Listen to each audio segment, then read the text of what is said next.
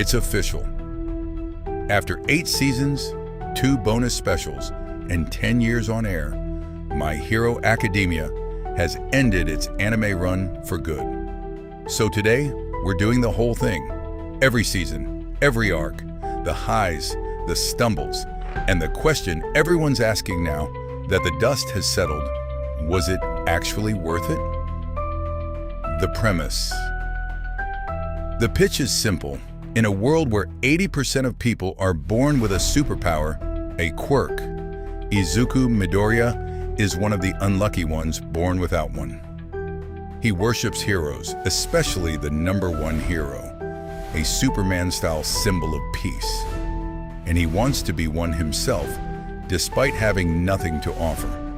Then that same top hero, secretly dying and searching for a successor, decides Izuku's raw heart is worth more than any power he was born with, and hands him his own quirk. That single choice is the engine for the entire series.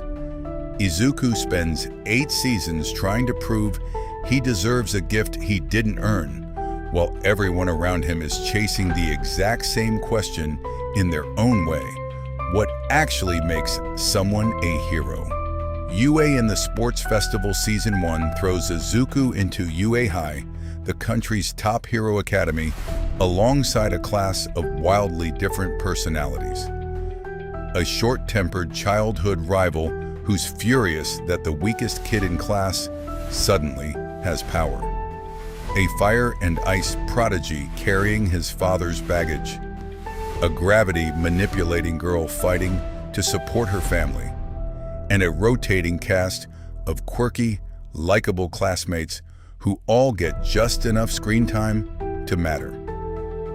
The Sports Festival arc is where the show first proves it can do spectacle and character work at the same time. Every match doubles as a mini character study, and it's still one of the most rewatched stretches of the whole series. Stain and the First Dark Turn Season 3 is where the show grows teeth. The vigilante Stain shows up with a genuinely disturbing philosophy that too many people are calling themselves heroes for fame instead of conviction. And he's dangerous specifically because he has a point. It's the first time the show asks the audience to sit with a villain's logic instead of just cheering as he loses. That arc also sets up the story's long game. A shadow organization has been watching the heroes closely, and the world's peace is a lot more fragile than the opening seasons let on. Overhaul and My Villain Academia. Season 4's Overhaul arc is for a lot of fans the peak of the show. It's darker, slower, and more grounded. A story about a trafficked child, a villain with a genuinely tragic redemption arc, and Izuku pushing his body past its limits for the first time in a way that actually has consequences. From there, the show shifts gears into the League of Villains side of the story. My Villain Academia mirrors the hero side almost exactly. A found family of outcasts, a leader searching for purpose, a mentor figure with his own broken ideals. And that mirroring is one of the smartest structural choices in the entire series. The villains aren't just obstacles, they're the dark reflection of everything the heroes stand for. The War Arc Seasons 5 through 8 are largely one long, escalating conflict. The Paranormal Liberation War, the fallout after it, and the final war arc that closes the series out. This stretch is the most divisive part of the show. The scale goes up enormously.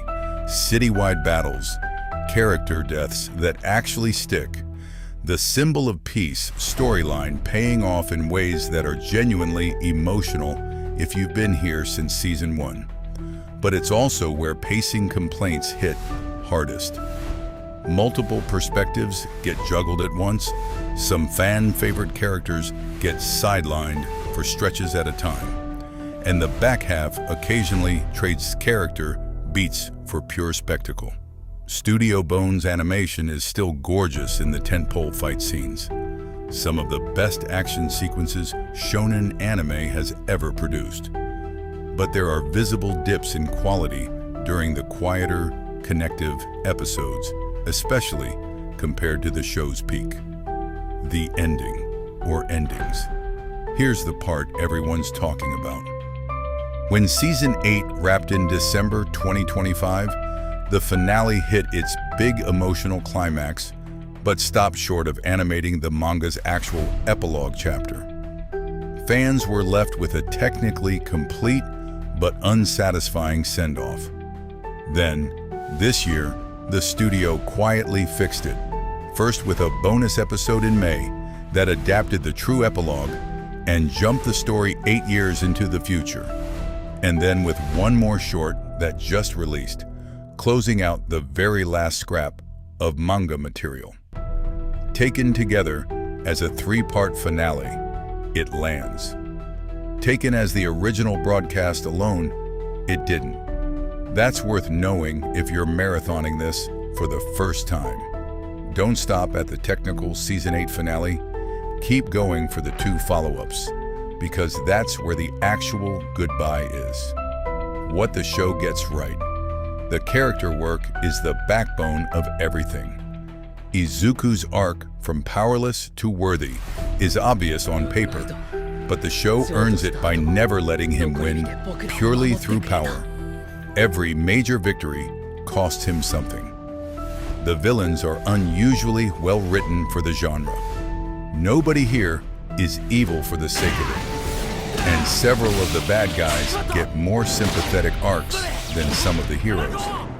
And the show's central theme, that inherited power means nothing without the will to use it for someone else, stays consistent for 8 seasons without ever feeling repeated or hollow.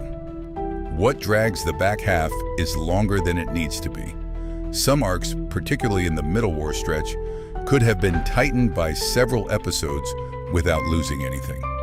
A handful of side characters get set up with real potential and then quietly disappear from the story for long stretches. And the animation, while spectacular at its peak, is noticeably inconsistent. The contrast between a top-tier fight episode and a mid-season filler-adjacent episode is sometimes jarring. Final verdict as a complete story. Now that it's actually complete, My Hero Academia earns its reputation. It's not the tightest shonen ever made. There's fat that could have been trimmed, and the ending took longer than it should have to actually land. But the character writing, the villain work, and the sheer consistency of its central idea make it one of the defining anime of the last decade. If you dropped off somewhere in the middle seasons, it's worth coming back for the ending. And if you've never started, this is now a complete, finished story from beginning to end, which, in this genre, is rarer than it should be. That's the full story. Let me know in the comments where you think the show peaked and where you think it lost you. I read all of them. If you want more anime breakdowns like this, subscribe, and I'll see you in the next one.